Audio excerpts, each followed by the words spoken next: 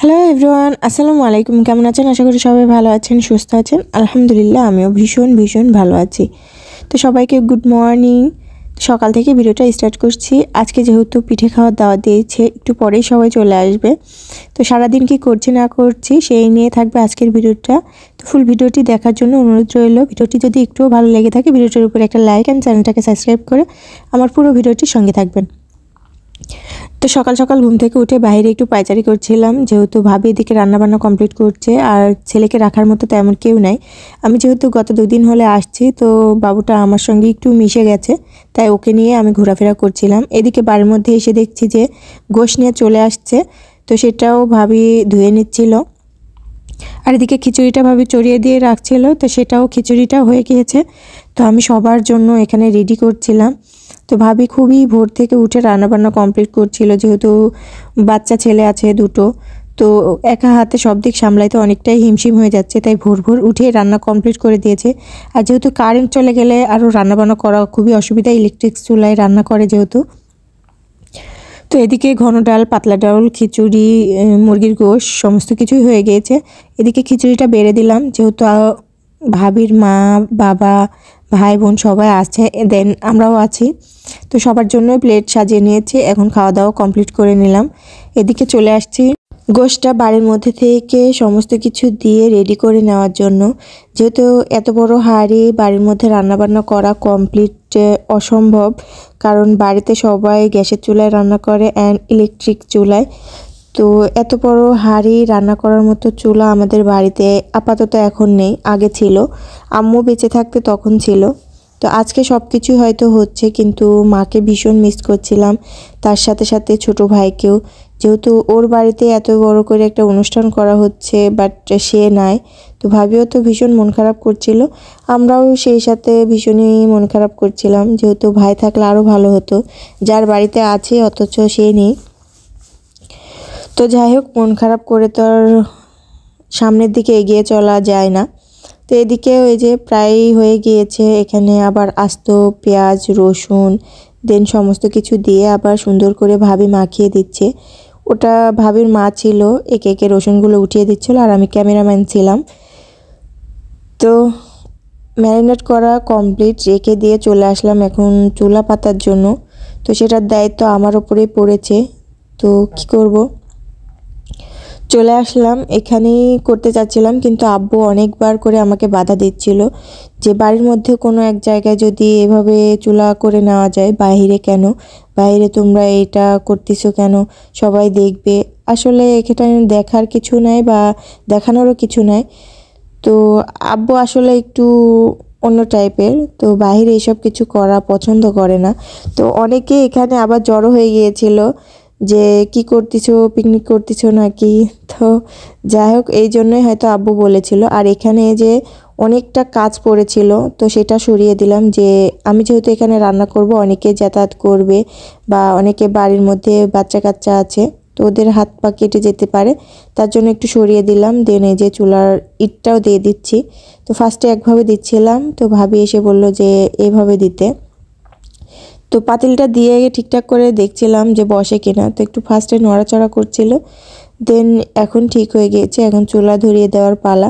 তো অনেককে শুকনা খড়ি খুঁটে খুঁটে নিয়ে আসছে, যেহেতু এখন খড়ির খুবই অভাব, আগের মতো আর নেই। এদিকে আর লাকড়ির চুলায় সবাই রান্না করা বন্ধই করে দিয়েছে। আশেপাশে অবশ্য অনেক কিছু পড়ে আছে, কিন্তু শুকনা না।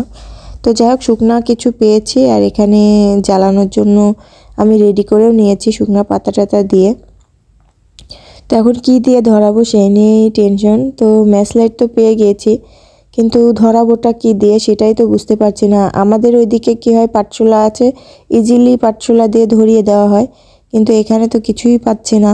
তো একটা কাগজ পেয়েছি, তো ভাবলাম এটা দিয়েই শুরু করে দিব জ্বালানো। কিন্তু ভাবির আম্মু বলছিল যে এটা দিয়ে হবে, তো ও শুধু পড়ে যায়, যেহেতু কাগজ ধরিয়ে দিলে উনতে উনতে না পড়ে যায়। তো ভাবলাম যে ফার্স্টে ট্রাই করি, তো দেন দেখলাম যে না ঠিক আছে, এটা দিয়েই হয়ে যাচ্ছে। তো আমি সাইড থেকে পাতা টাতা তুলে তুলে ওর উপর দিতে চাচ্ছিলাম, যে যাতে তাড়াতাড়ি ধরে যায়, নইলে আবার কি দিয়ে ধরবো। তো এই তো ধরেও গিয়েছে, এখন আর কষ্ট হয়নি। কিন্তু ফার্স্টে না কষ্ট হচ্ছিল যে ভেজা, যেহেতু এখানে মাটিটাও ভেজা, তো অনেক ধোয়া হচ্ছিল। কয়েক মিনিট পর জ্বলতে জ্বলতে চুলাটা ঠিক হয়ে যায়। তো এদিকে আমাদের শুকনা পিঠাও বানাইতে হবে। গতকালকে তো আমরা ভেজানো পিঠা করেছি, শুকনা পিঠা করা হয়নি। তো আজকে যেহেতু গোশ রান্না করা হচ্ছে, গোশের সঙ্গে কিন্তু শুকনা পিঠাটা খুবই ভালো খেতে লাগে। তার পিঠার দাওয়াত দিয়েছে, শুকনা পিঠা ভিজে পিঠা দুটোই তো খাওয়াতে হবে। তো এদিকে অনেক কাজও পড়ে আছে। তো চুলাটা আমার কিন্তু মাশাআল্লাহ সুন্দরভাবে জ্বলে গিয়েছে। তো এখন দেখার পালা যে গোশ থেকে পানি কতটা ঝরেছে। যেহেতু কাঁচা গোশ চুলাতে দিলে কিন্তু অনেকটা পানি বের হয়ে যায়। তো আমি ছুন্নি দিয়ে নাড়ার চেষ্টা করছিলাম, তো অনেকটাই পানি বের হয়েছে, কিন্তু আমি নাড়তে পারছিলাম না। এত বড় পাতিলে না একটা লাকড়ি হলে ভালো হতো, কিন্তু লাকড়ি না থাকায় এই ছুন্নি দিয়ে লাড়তে না অনেক মানে ভাপ লাগছিল, হাতে অনেক আঁচ লাগছিল। তো বেশিক্ষণ লাড়তে পারিনি। তো যতটুকু পেরেছি একটু কষ্ট করে নেড়ে টেড়ে আবার ঢাকনা দিয়ে ঢেকে দিয়েছি। তো এদিকে প্রায় কমপ্লিট, মাশাআল্লাহ রান্নাটা হয়ে যাওয়ার দিকে হয়ে গিয়েছে প্রায়। আমি একটু টেস্ট করে দেখছিলাম, তো মাশাআল্লাহ সমস্ত কিছু কমপ্লিট। এদিকে ঘরে নিয়ে চলে আসছি, এসেই পাতিলটা থেকে আমরা গোশটা আলাদা আলাদা করে নিচ্ছি, কারণ এই পাতিলটাতে আমরা ভাতটাও বসিয়ে নেব, তার জন্য আমি গোশটা আলাদা করে নিচ্ছিলাম। এদিকে কমপ্লিট, আর এদিকে আমার ভাবির মাকে বসিয়ে দিয়েছি চিতই পিঠাটা বানানোর জন্য, যেহেতু একটু পরে সবাই চলে আসবে। আর এখন বাজে প্রায় 1টা। তো আমাদের চিতই পিঠাটাও বানানো প্রায় কমপ্লিট, আর এদিকে ভাতটাও হয়ে গিয়েছে। আর যেহেতু আশেপাশে শুধু লিচুর পাতা, আর এখানে আমি পানি ছিটিয়ে দিয়ে একটু নিভিয়ে নিয়েছি আগুনগুলো। দেন চুলাটা বন্ধ করে দিই, যাতে আশেপাশে থেকে পাতা উড়িয়ে এসে আগুন না ধরে যায়। আর এদিকে এসে আমিও রেডি হয়ে নিয়েছি, দেন চলে আসছে সবাই। তো ফার্স্টে ছেলেদেরকে খেতে দিয়ে দেওয়া হয়েছে, আর এরপরে মেয়েদের দিয়ে দেওয়া হবে। যেহেতু আমরা ফ্যামিলিরই সবাই, আমাদের 2 ফ্যামিলির, মানে আমার ভাবির মায়ের বাড়ির আর আমাদের বাড়ির, আমরা বোনদের, শুধু ভাবির বোনদের আর আমাদের বোনদের সবাইকে দাওয়াত দেওয়া হয়েছে, এইটুকুই। আর তেমন কাউকে দেওয়া হয়নি। তো চলে আসছে, সবারই খাওয়া দাওয়া কমপ্লিট। এখন দেন আমরা বোনেরা বসে পড়েছি, আমরা 3 বোন, তারপরে আমার ভাবি, এইসব সবাই মিলে একসঙ্গে বসে পড়েছি। এটা আমার প্লেট, আমি খাচ্ছিলাম।